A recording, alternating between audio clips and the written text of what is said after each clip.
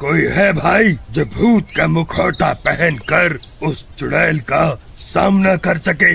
सब गांव वाले एक दूसरे की शक्ल देखने लगते हैं, लेकिन कोई भी उस चुड़ैल का सामना करने को तैयार नहीं होता। सरपंच जी, यह पप्पू हमेशा ही उल्टी सीधी तरकीब बताता है और खुद बच के निकल जाता है। मैं तो कहता हूँ अब की बार इसे ही मौका देना चाहिए। क्यों भाइयों, मैंने सही कहा ना?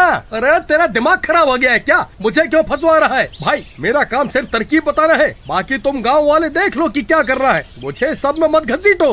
देखो पप्पू, मोहन सही कह रहा है, ये तुम्हारी ही तरकीब है, इसलिए इसे अंजाम भी तुम ही दोगे। अरे भाई, मुझे क्यों बलि का बकरा बना रहे हो? तुम सबको कोई और नहीं मिला क्या है? अरे पप्पू भाई डरो मत, मैं भी तुम्हारे साथ चलूंगा। फिर रात होने पर शिवा के कंधों के ऊपर खड़ा हो जाता है और गांव वाले उसे भूत का मुखौटा पहनाकर उनका भेष बदल देते हैं। अब वह बिल्कुल असली के भूत जैसे लग रहे होते हैं। अरे वाह भाई पप्पू, तुम तो बिल्कुल असली के भूत लग रहे हो। वह चुड़ैल तो तुम्हें देखते ही डर जाएगी। अरे भाई, अगर चुड़ैल हमें देखकर डर गई तो ठीक है, लेकिन अगर वो नहीं डरी तो हमारा क्या होगा? अरे पप्पू भाई तुम डरो मत, मैं तुम्हारे नीचे ही तो हूँ, मैं कुछ भी गड़बड़ नहीं होने दूंगा। फिर आधी रात होने पर सब गांव वाले अपने अपने घर में छुप जाते हैं।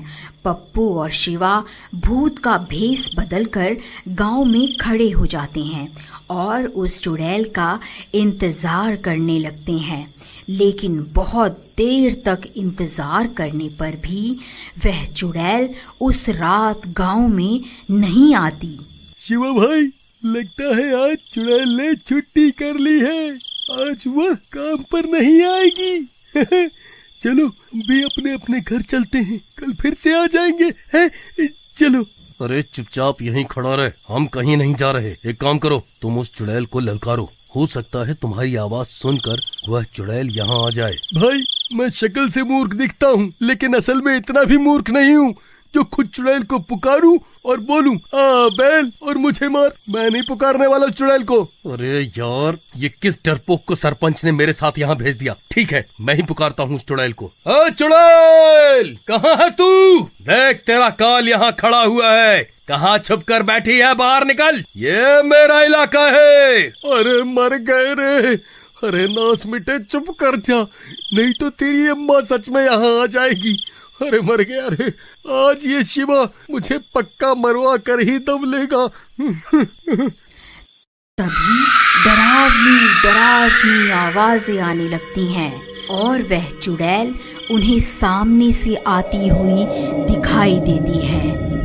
अरे मर गए रे, नास मिटे, और चिल्ला ले, देख सामने से कौन आ रहा है। अब हम नहीं बचने वाले, अब हम नहीं बचने वाले। अरे डरपोक, रोना बंद कर, नहीं तो उस चुड़ैल को हमारे ऊपर शक हो जाएगा।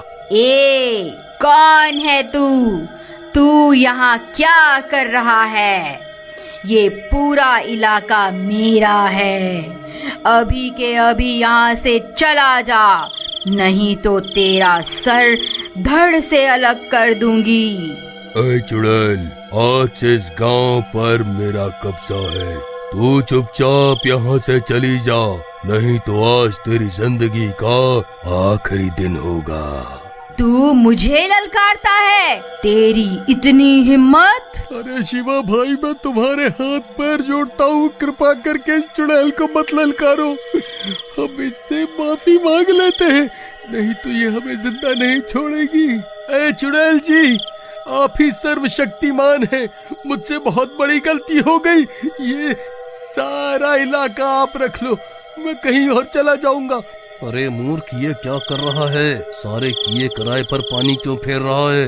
अभी के अभी चुप कर जा। चुड़ैल, तुझे क्या लगा मैं तुझसे डर जाऊंगा?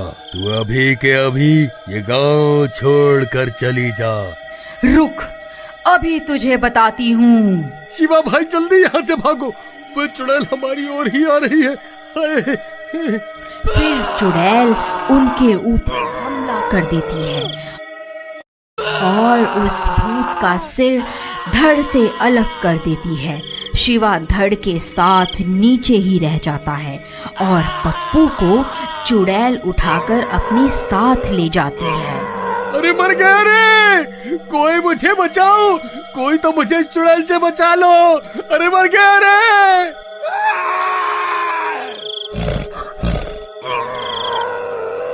फिर ये सब देखकर सब गांव वाले वहां पहुंच जाते हैं।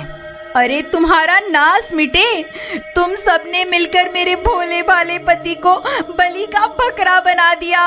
नहीं नहीं भाभी जी, ऐसा नहीं है, आप ऐसा मत कहिए। क्यों रे शिवा, तू तो बड़ा चालाक निकला, खुद तो नीचे खड़ा हो गया और मेरे पति को मरने के लिए ऊपर खड़ा कर दिया, ताकि अगर चुड़ैल हमला करे तो मेरा पति ही मरे और तुम बच जाओ। देखो सरपंच जी, मैं कुछ नहीं जानती, कुछ भी करो लेकिन मेरे पति को वापस लाओ, नहीं तो मैं भूख हड़ताल पर बैठ जाऊंगी। फिर सब गांव वाले मिलकर उस चुड़ैल का पीछा करते करते जंगल में घुस जाते हैं। आखिर हम कब तक यूं ही उस चुड़ैल की तलाश में भटकते रहेंगे। तभी सामने से कन्हैया का बैल दौड़ा दौड़ा आता है और उनके पास पहुंचकर रुक जाता है और अपना सिर जोर जोर से हिलाने लगता है। अरे सरपंच जी, ये तो कन्हैया का बैल है, मुझे लगता है ये हमें कुछ बताना चाहता है। फिर वह बैल उस चुड़ैल के ठिकाने की तरफ चल पड़ता है और सब गांव वाले भी उसका पीछा करने लगते हैं और कुछ ही देर में वह सब गांव वाले उस चुड़ैल के ठिकाने पर पहुंच जाते हैं। वहां पप्पू और कन्हैया बंधे हुए होते हैं। ए गांव वालों, तुम्हारी यहाँ आने की हिम्मत कैसे हुई? मैं तुम सबको कच्चा ही खा जाऊंगी। है चुड़ैल, हम तुझसे नहीं डरते, देख हम सब गांव वाले अब एक हो गए हैं, अगर हिम्मत है तो पास आकर दिखा। अरे ये तो बहुत सारे हैं, तो ये मुझे जलाकर राख कर देंगे। फिर वह चुड़ैल वहां से भाग जाती है और गांव वाले कन्हैया और पप्पू को आजाद करवा लेते हैं।